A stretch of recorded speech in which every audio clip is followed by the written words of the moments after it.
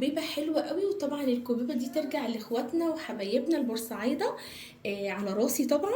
طريقه سهله وحلوه قوي، وبجد طريقه حلوه قوي، تسلم ايديهم في الطريقه بتاعتهم الحلوه الجميله دي. وكمان عملتها بطريقه حلوه وجميله. والكفته عملنا كفته حلوه قوي هشه وخدنا بقى يعني تقشير الجمبري، عملنا بيه شوربه لذيذه، سوينا منها الرز وسوينا منها الكوبيبه الحلوه الجميله. ما تيجوا مع بعض نشوف الطريقه الجميله دي. بسم الله الرحمن الرحيم. اللهم صل وسلم وبارك على سيدنا محمد. ازيكم حبايب قلبي، عاملين ايه؟ وحشني خالص. يا رب تكونوا كلكم بخير وبصحه جيده. النهارده هنعمل غدا حلو قوي. هنعمل الكوبيبه البورسعيدي بطريقه سهله وبسيطه، وكمان هنعمل الكفته كمان بطريقه حلوه قوي، وان شاء الله باذن الله هتظبط معاكم من اول مره. وطريقتنا خفيفه ولذيذه وجميله ان شاء الله باذن الله حبايب قلبي. وانا معايا هنا كيلو جمبري بعد التقشير، يعني انا كنت جايبه كيلو ونص، بعد التقشير بقى كيلو. مش ضروري يكون كبير ولا حاجه، الحجم ده حلو قوي. جبته بقى وقشرته، ويا ريت ما نستغناش عن القشر. ممكن اقول لك هاتيه عادي متقشر جاهز وكده، وده بلدي كمان، فبيفرق خالص في الطعم سواء في الكفته او في الكوبيبه. فقشرته بقى، وطبعا القشر ما بنستغناش عنه. انا غسلته غسله كويسه وعملت بيه حله شوربه. الشوربه دي هنستخدمها في الكوبيبه.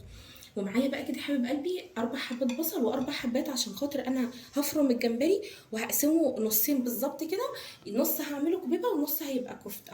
ومعايا بقى كده مقدار 4 كوبايات من المج دوت كده رز مطحون. غسلت الرز بس يا ريت ما ننقعوش، يعني غسلته بس كده وحطيته على حته قماش نظيفه، سبته زي ساعتين كده لما جف خالص من الميه، وبعد كده فرمته. ومعايا هنا بقى الثلاثي المرح بقى، اللي هي كزبره وبقدونس وشبت، اهم حاجه التلاتة. ومعايا قرنين شطه كده اختياري حرقين. ومعايا بقى كده يعني نقول قد راسين توم بس صغننين، او راس توم لو هي كبيره شويه. معانا بقى البهارات بتاعتنا الحلوه الجميله. معايا بقى كده معلقه كمون محوج كبيره، طبعا المعالق كلها كبيره، في 3 معالق بس اللي هم صغيرين.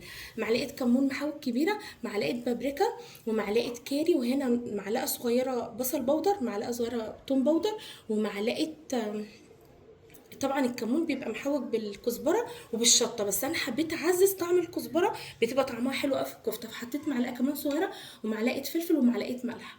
المعالق دي كلها كبيره، هما الثلاثه الصغيرين اللي هي الكزبره والبصل البودر والثوم البودر بس. وبقيت حاجتنا بقى معالق كبيره بس يا حبيب قلبي، مش اكتر من كده. هنروح بقى كده نفرم الجمبري. هفرم الجمبري كله، وهسيب بس كام واحده كده هنقطعها حتت صغننه ونخليها كده هتدي طعم حلو. خليكم معايا واحده بواحده. هنروح بقى كده نجيب الكبة.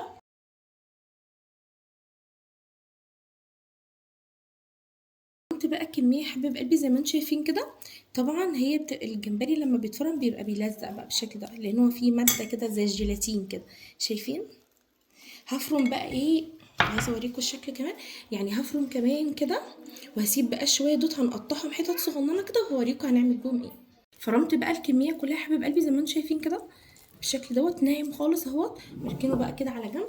انا هخلط كل حاجه وبعد كده اقسمه قبل ما احط الرز اللي انا طحناه دوت، علشان خاطر ايه؟ طبعا الكوبيبه بنحط لها على المقدار. يعني مثلا لو نص كيلو بنحط ايه، كوبايه ونص، لو كيلو بنحط 3 كوبايات. اما الكفته على الكيلو بنحط كوبايه دقيق واحده بس، عشان تبقى هشه كده وخفيفه وجميله معانا. هناخد بقى كده من الخضره. طبعا احنا مشكلينها شبت وبقدونس وكزبره، واهم حاجه نغسلها حلو قوي تحت ميه، وتكون الميه جاريه يعني الاول، وبعد كده ننقعها بخل. واهم حاجه الغسيل يا حبيب قلبي. الحاجات الخضره دي هقطعها يعني ايه عشوائي كده، علشان خاطر لما احطها في الكبه إيه تنطحن معايا على طول، ما تاخدش وقت وكده. هشيلهم على جنب عشان مش عايزه ايه غير الورق، اهم حاجه الورق. هاخد كده بقى في الكبه، وايه مكان الجمبري، يعني مكان الجمبري هنحط. ناخد كمان كده البصل بالشكل دوت، ل4 حبات بصل كده. وهحط كمان الثوم. وطبعا انا قلت لكم الكميه دي علشان خاطر الكوبيبه وكمان الكفته. احط بقى كده الثوم، اطحن بقى حلو خالص وارجع لكم.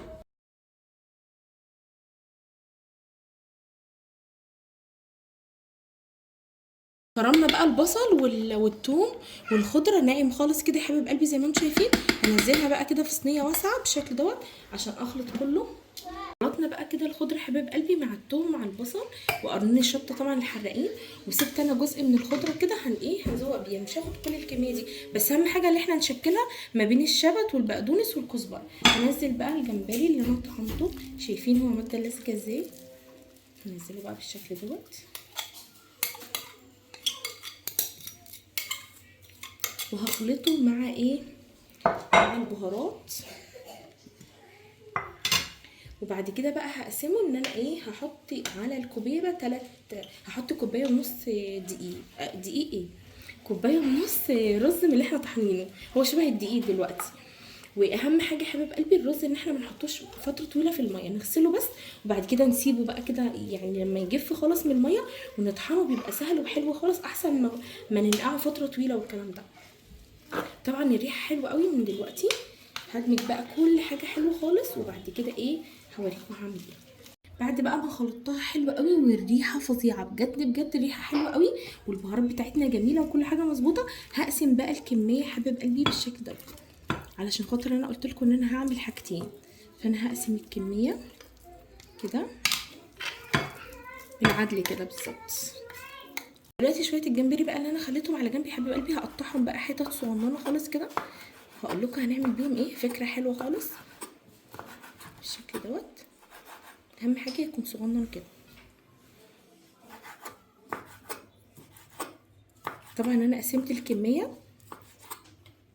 وكمان قشر الجمبري انا محتفظه بيه، غسلته حلو قوي وايه، يعني لو انت جبتيه بقى، يعني انا هقول لك دلوقتي فكره، لو انت جبتيه مثلا متلج هقول لك هتعملي ايه، ولو جبتيه فريش زي ما انا جبته كده هتعملي ايه. طبعا انا لما جبته فريش غسلت القشر حلو خالص وعملت بيه حاله شوربه حلوه قوي.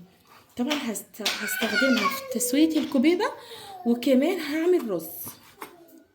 انا لو جبته بقى من يعني من اللي هو بيبقى متلج دوت، هنعمل بقى نحمر بصله اللي هي هنحمرها عادي خالص، وننزل بميه بقى ومكعب مرق وننزل بقى بشويه بهارات، وكده كده كده الكوبيبه بيبقى فيها كل البهارات والملح وكل حاجه، فانتي ممكن مكعب مرق بس. شايفين التقطيعه دي، هقطع بقى الكميه وارجع لكم.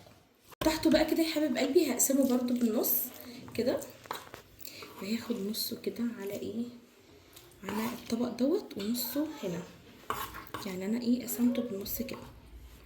هشيل بقى كده القطاعه انا مش عايزاها. خلطت بقى كده حلو قلبي قطع الجمبري اللي انا قطعته، ولو انتي عندك الجمبري الصغير اللي انا كنت مصوراه قبل كده وكنت سلقاه عادي بقى تحطيه وحدات كده، هو بيبقى حلو قوي يعني الكوبيبه والكفته. هناخد بقى كل شويه اقول الدقيق، ناخد بقى كده الرز. وشايفين الرز بقى عشان انا ما قعدتوش في الميه كتير ولا حاجه، شايفين ناعم وجميل ازاي. هاخد كده بقى ايه، كوبايتين هنا مش مليانين قوي، يعني واحده والتانية كده كوبايتين بالظبط. وهحط على الكفته يا حبايب قلبي كوبايه واحده بس، عشان الكفته تبقى هشه كده وجميله، اما الكوبيبه بتبقى يعني بتبقى متماسكه اكتر، فانا حطيت كوبايتين بالشكل ده. هخلط بقى حلو خالص. وايه الكوبيبه لما نيجي نصبحها نعملها القراص بنستخدم الميه، اما الكفته لازم زيت، يعني لو هنعمل كفته يبقى لازم زيت، ولو كوبيبه ميه. انا بقى هخلطها حلو خالص وارجع.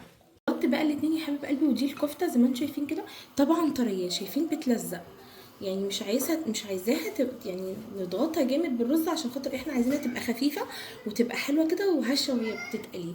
اما بقى دي الكوبيبه شايفين ماسكه نفسها عن الكفته، برضو انا ما ضغطتهاش بالدقيق بالرز، برضو مصره على الدقيق، والاتنين حلوين. ظبطت رشه ملح خفيفه خالص، ورشه ملح برضو خفيفه، اهم حاجه نظبط الملح بتاعنا يا حبيب قلبي، والاتنين احسن من بعض. اول حاجه بقى هنصبع الكفته، هناخد بقى كده الزيت، ومعايا كده طبق، والطبق بتاعي ايه فيه دهنه كده من الزيت، هاخد بقى كده هصبحها بقى بالشكل ده. طبعا بقى بنصبحها بقى كده يا حبيب قلبي. وطبعا شايفين حته الجمبري بقى اللي احنا قطعناها شكلها حلو قوي، ريحه جميله، وان شاء الله باذن الله هتعجبكم الطريقه. هصبع بقى الكميه كلها وارجع لكم بالشكل دوت، انا عملتها بالشكل ده. صبحت بقى كميه الكفته حبيب قلبي، عملت معايا طبقين حلوين خالص زي ما انتم شايفين كده.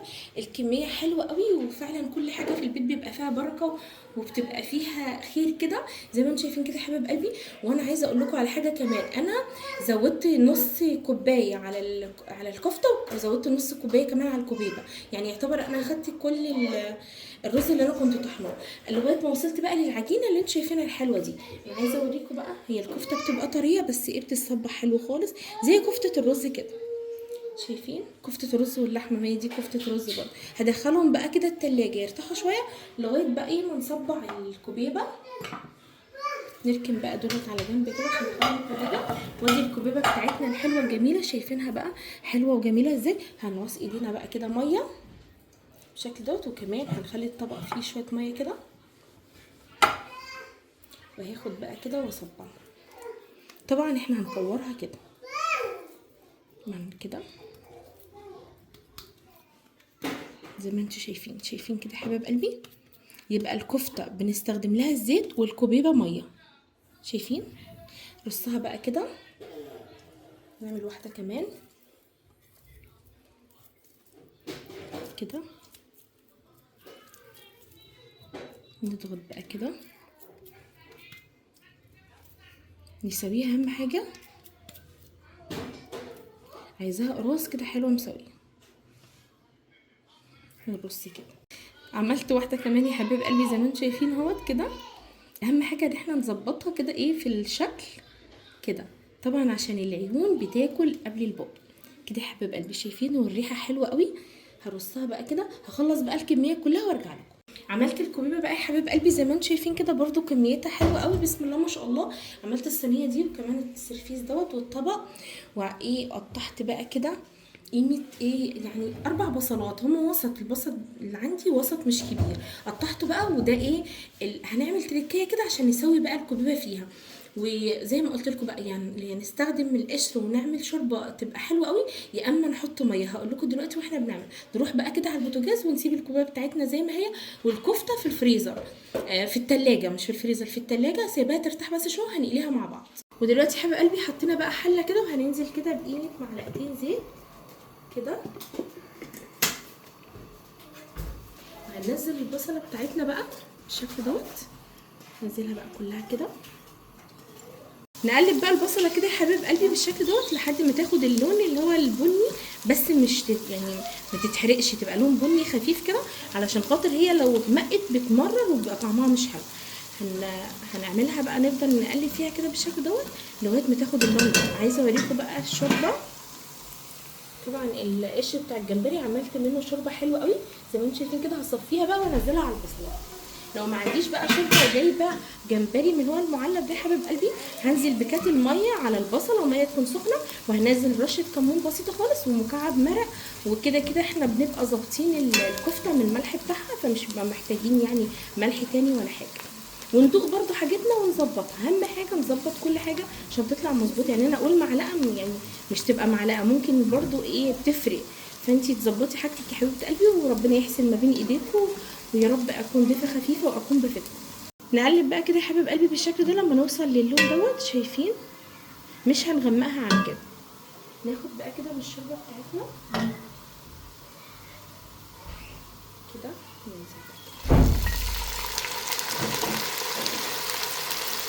ننزل بقى كميه الشوربه كلها، صفيها خالص وننزلها كلها. نزلت بقى الشوربه كلها يا حبيب قلبي زي ما انتم شايفين كده. طبعا زي ما قلت لكم لو ما فيش بقى الشوربه، في بديل اللي قلت لكم عليه. هسيبها بقى تغلي، واول ما تغلي بقى هنسقط بقى الكوبيبه بتاعتنا، تاخد غلوتين بس، واحنا كده كده هنحمر. اول ما تغلي هوريكم نسقطها ازاي. واول ما تغلي بقى يا حبيب قلبي زي ما انتم شايفين كده، هننزل بقى كده الكوبيبه بالشكل دوت. ننزلها كده، طريقه سهله وبسيطه وحلوه قوي. بقى الكوبيبه كلها يا حبايب قلبي، الكميه كلها بالشكل دوت. وشايفين بقى عشان مقاديرنا مظبوطه وكل حاجه تمام، ما فكتش مننا ولا اي حاجه. شايفين كده الراس حلوه خالص اهيت زي ما انتم شايفين. طبعا بنسيبها بس ايه يعني 10 دقايق بس. هنطفي بقى عليها اول ما غليت كده خلاص، هنطفي عليها ونخرجها بقى. وهنعمل بقى رز يعني في نفس الشوربه دي. ممكن لو لقينا المقدار بتاع الشوربه كتير ناخد كوبايه كده للشرب نخرجها.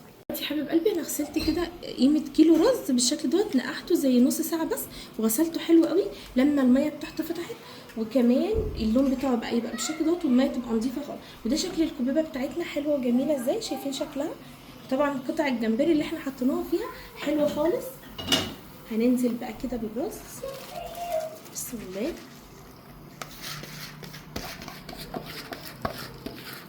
طبعا الطعم حلو قوي وملحنا مظبوط وكل حاجه. انا عملت رز من اللي هو رز بسمتي، لو انتي عايزه رز من اللي هو المصري عادي خالص يا حبيبه قلبي، يعني اي حاجه مفيش اي مشكله، بس هم حبوا ياكلوا الكبيبه والكفته بالرز البسمتي. شايفين بقى الشوربه بتاعتنا نازل، يعني طبعا احنا خدنا الطعم الحلو قوي اللي في القشر، وكمان طعم الكبيبه نزلت بقى كل حاجه جواها كده من الطعم، فطعم حلو قوي ومظبوط.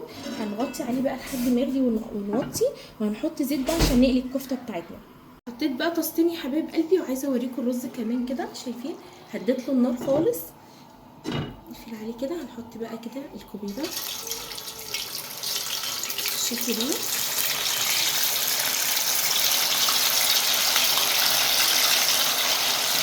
وكمان انا هحط هنا زيت الكفته، انزل كده بصوابع الكفته كده. واهم حاجه بقى الزيت بتاعنا يكون سخن. ننزل بقى، كنت حطاها في التلاجة بتشمع بس كده. ممكن كمان بقى لو يعني عامله كميه كبيره ممكن تحتفظي بيها في الفريزر يا حبيبه قلبي وتطلعيها وقت القليه بس. وكمان الكوبيبه تحتفظي بيها بالشكل دوت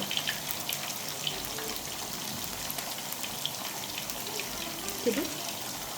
مش هنكتر بقى في الطاسه علشان خاطر ايه، نحمر كده حاجه. ده شكل الكفته حبيب قلبي زي ما انتم شايفين كده، لونها حلو قوي وريحتها جميله قلب البيت. اتمنى ان شاء الله باذن الله تجربوا الطريقه. اللون الحلو للكوبيبه حبيب قلبي زي ما انتم شايفين كده، لونها حلو قوي. نخرج بقى كده. خلصنا اجمل غدا يا حبيب قلبي، عملنا الكوبيبه بطريقه سهله وحلوه قوي. وطبعا شايفين الطبق دوت، شايفينه كمان جمال الشوربه وطعمها حلو قوي. وعملنا كمان الرز بقى من الشوربه بتاعتنا، طعم الرز خطير بجد.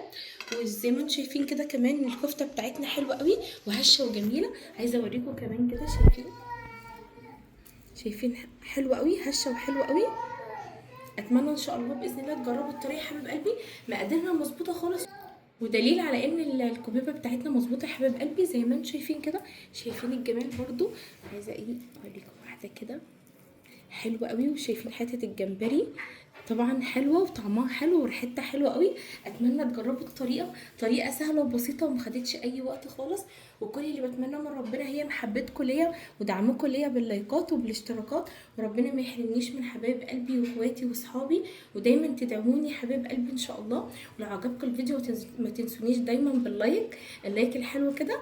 وان شاء الله باذن الله كل يوم جديد في مطبخ رشا صبري. اشوفكم على خير في فيديو جديد. باي.